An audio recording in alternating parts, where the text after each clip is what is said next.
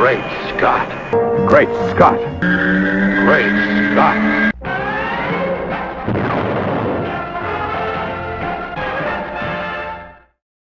Hello everyone, and welcome to another fantabulous episode of Great Scott.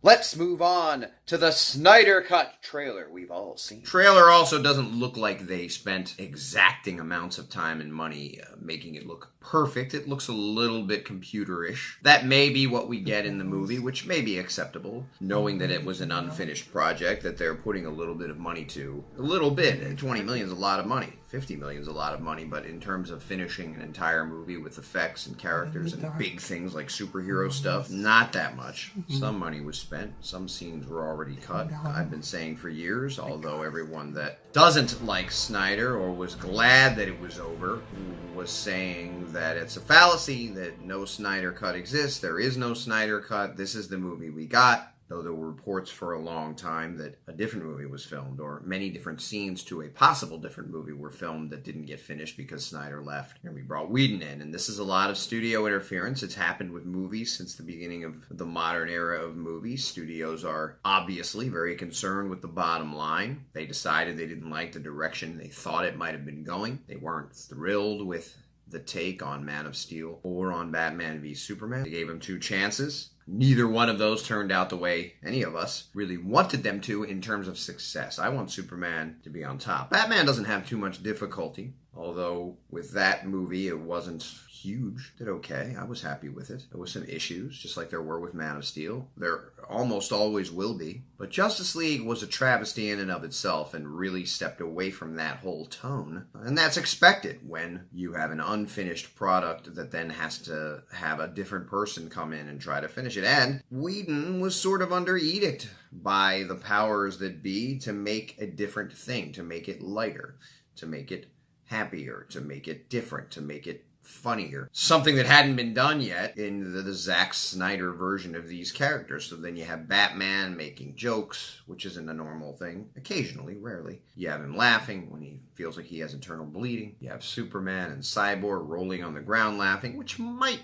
happen in a Teen Titans Go cartoon, or in some other places. There might be a time when they would laugh, and they did save the world, so laughing's okay. You have the Flash race at the end, which was great. There were parts of it that were fun, but you could tell it was sort of a pasted together, strange feeling sort of thing. I don't know that I want to see a black-suited version of another evil version of Superman that's taken over by Darkseid, which is a rumor that might be what it'll be. The anti-life equation, which probably makes more sense in terms of bringing him back to life, even though he does come back to life in the comics in the Death of Superman story with Doomsday. But this is a very different version of that story. So him coming back a different way is okay and probably expected. I would have loved to see the traditional Death of Superman and Return of Superman version in live action. Maybe we'll get 20, 30 years from now, but probably not. It's already sort of been done on live action. We've had 2 animated versions of it, and now we have this death and this return. If it's going to be by anti-life equation and Darkseid's going to have him sort of as his evil slave and evil minion, a fight with the Justice League would make more sense than it did in the version that we saw,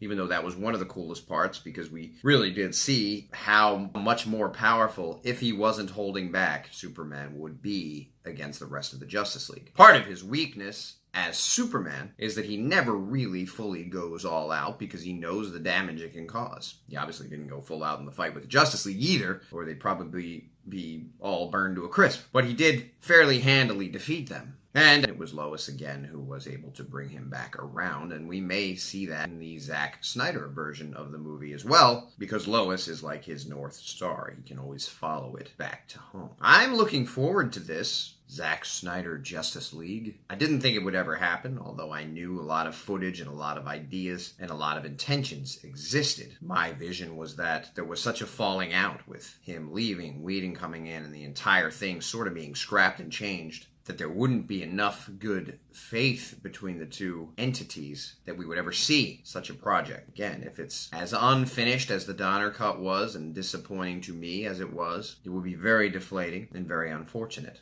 Makes sense that they would hype it up. Makes sense that they would have all of this news around it. Makes sense that Snyder himself would be tweeting and Instagramming about it constantly. You want to get everybody's fervor up, even if it's going to be just sort of a rehash of what we already saw with some thrown in uncompleted scenes and an idea that there might be this great anti-life equation with Darkseid and Apocalypse in a 2-part huge epic, even if we can't really get that. But maybe we will. I hope we do. We'll have to wait until 2021 to see.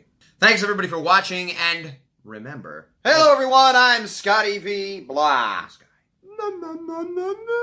Remember, always look up in the sky.